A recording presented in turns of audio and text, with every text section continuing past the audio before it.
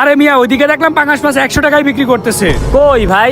না দূর মিয়া, আপনি কি আমার সাথে মস্কারা করতেছেন? ওইদিকে তো কোনো পাঙাশ মাছই নাই।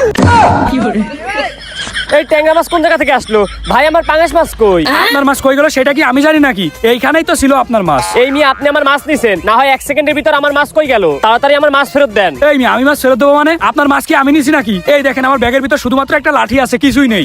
ভাই আমার তো মাথায় কাজ করতেছে না, এত বড় মাছটা হঠাৎ করে কই গেল? সেটা তো আর আমি জানি না। আপনি এখন কি করবেন? একটা মাছ আর আপনি কি করবেন ভাই? একটা মাছ কি কেউ কিনবে? এটা আমি নিয়ে যাই, আমার বউরে বলবানে ভাজি করে দিতে। দূর মিয়া, জানতো এইটা নিয়ে এখান থেকে দূর হন। আচ্ছা ঠিক আছে ভাই, এই তো মাছটা নিয়ে চলে আইছি। এখন এটা জাদু করে আবার বড় বানাই ফেলবো। সুমন্ত চুকালা বিলের দরাগু। এই তো আমার পাঙাশ মাছ বড় হয়ে গেছে। এখন এটা নিয়ে দ্রুত ভাগতে হবে কেউ দেখার আগে। মাথায় বুদ্ধি থাকলে টাকা দিয়ে কেনা লাগে নাকি? এখনই দ্রুত বাড়ি নিয়ে যাই। বুঝলাম না, যেই দিনই ওই কাস্টমারটা আসে সেই দিনই আমার একটা না একটা মাছ চুরি হয়। না, এর একটা ব্যবস্থা করতে হবে। এই তো কাজ হয়ে গেছে। ও আচ্ছা, আমাদের সাথে এইভাবে বাটপারি করতেছস তাই না? দাঁড়া, তোর মাছ খাওয়াইতেছি। ভাই এখানে কোনো মাছ নাই, এখন আপনি কে মাছটা? এ ভাই এই, আমার এত বড় মাছ একটু কইলো কেমনে?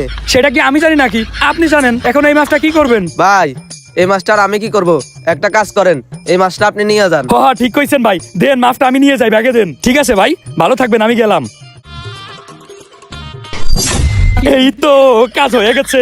কত বড় শৈল মাছ, এখন এটা বাড়ি নিয়ে যাব।